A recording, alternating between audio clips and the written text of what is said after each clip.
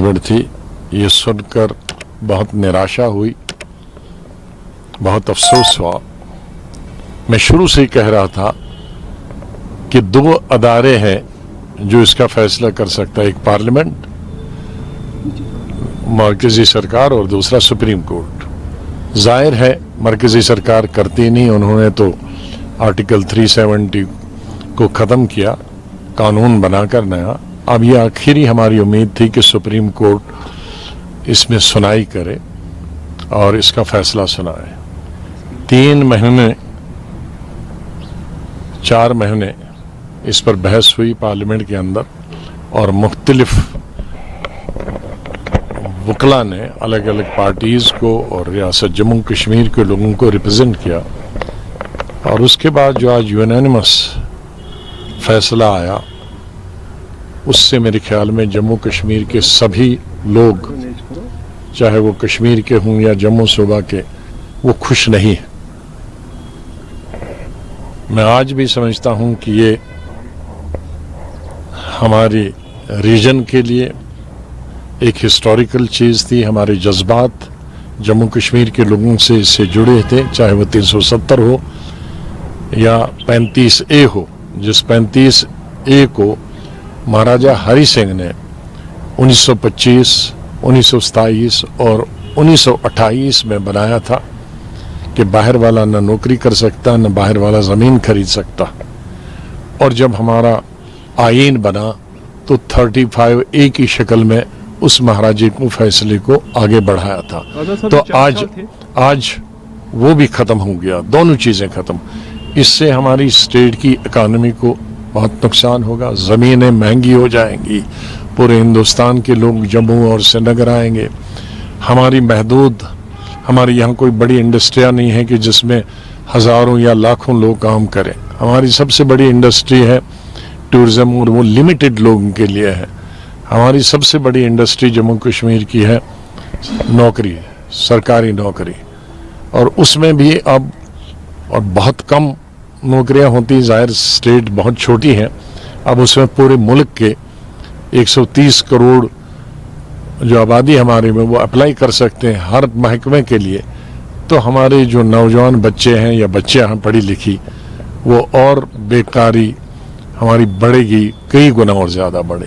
तो ये तमाम चीज़ें जब रखी गई थी आर्टिकल 370 में, 35A में, 35A में, इन तमाम चीज़ों को नज़र में रखा गया था कि एक बॉर्डर स्टेट है, एक तरफ से चाइना है, दूसरी तरफ से पाकिस्तान है, और कोई यहाँ ज़रिया आमदनी नहीं है, कोई खदाने नहीं है, बड़े कोयले की खदानें या दूसरी खदानें।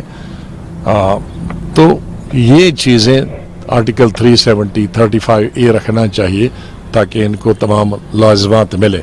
आज उन लाज़िमात, अब उन लाज़िमात से हम कोर्ट जाएंगे, हम कह सकते हैं आज के बाद जम्मू कश्मीर के लोगों का कोर्ट से भी अब भरोसा हट गया है। मैं ये तो नहीं कह सकता कोर्ट से भरोसा उठ गया, लेकिन ये था कि एक उम्मीद थी, क्योंकि कई चीज़ों में हम सब ने, हिंदुस्तान के हिंदू मुसलमान ने पिछले कई सालों से कहा था जो कोर्ट करेगा वो आखिरी फैसला होगा।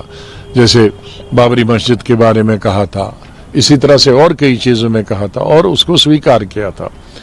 तो अब हमारी उम्मीद थी कि सुप्रीम कोर्ट, क्योंकि वो किसी दल की, किसी पक्ष की, किसी सियासी पार्टी से ताल्लुक़ नहीं रखते हैं, और ख़ास तौर से आज की जो ये बेंच था, वो बिल्कुल मैं कह सकता हूँ कि बहुत ही अच्छा बेंच था।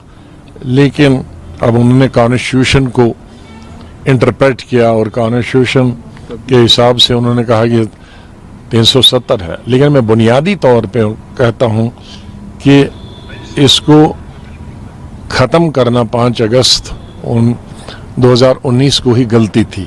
जल्दी में किया गया था, बहुत जल्दी में किया गया था, और जम्मू कश्मीर के अवाम से तो कोई पूछ नहीं सकता है इतने आम से, लेकिन जम्मू कश्मीर की सियासी पार्टियों से पूछा जाना चाहिए था, तो वो नहीं हुआ। पूछा तो नहीं गया। What next? पॉलिटिकली कोई और फंडा है या नाउ प्रिपरेशंस फॉर इलेक्शंस? अब तो सुप्रीम कोर्ट ने कह दिया है कि 30 सितंबर तक इलेक्शन होने चाहिए, और उसके फौरी बाद स्टेटहुड देना चाहिए।